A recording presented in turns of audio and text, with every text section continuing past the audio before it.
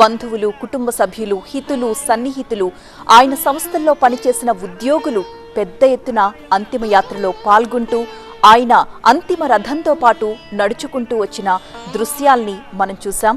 మరి కాసేపట్లో అంతిమ సంస్కారాల్లో పాల్గొనబోతున్నారు. అలాగే ఏపీ ప్రభుత్వం 2 రోజుల పాటు సెలవు దినాల్ని ప్రకటించింది. ఇవాళ రేపు ఏపీ ప్రభుత్వం తరపున 3 అధికారులు అక్కడికి చేరుకున్నారు అంతిమయాత్రలో పాల్గొనడానికి. ఇక చంద్రబాబు నాయుడు కూడా కొద్దిసేపటి క్రితమే అంతిమయాత్రలో పాల్గొనడానికి వచ్చారు. అలాగే ఆయన పార్థివ దేహాన్ని ఉంచిన పాడెను కూడా ఆయన భుజాల మీద మోస్తున్న దృశ్యాలను కూడా మనం చూసాం. దాన్ని బట్టి మనం అర్థం చేసుకోవచ్చు వారిద్దరి మధ్య ఎంత సుదీర్ఘమైన అనుబంధం ఉంది అనేది మనం అర్థం చేసుకోవచ్చు. అధికారిక లాంఛనాలతో మరి కాసేపట్లోనే అంత్యక్రియలు ప్రారంభం కాబోతున్నాయి. రామోజీ మృతికి ఏపీ ప్రభుత్వం ఫిలిం ఛాంబర్ సంతాపం తెలిపింది. ఈ రోజు అన్ని షూటింగ్లు కూడా నిలిపేస్తున్నట్లుగా ఫిలిం ఛాంబర్ ప్రకటించింది. అలాగే ఏపీ ప్రభుత్వం ఇవాళ రేపు సంతాప దినాలుగా ప్రకటించింది.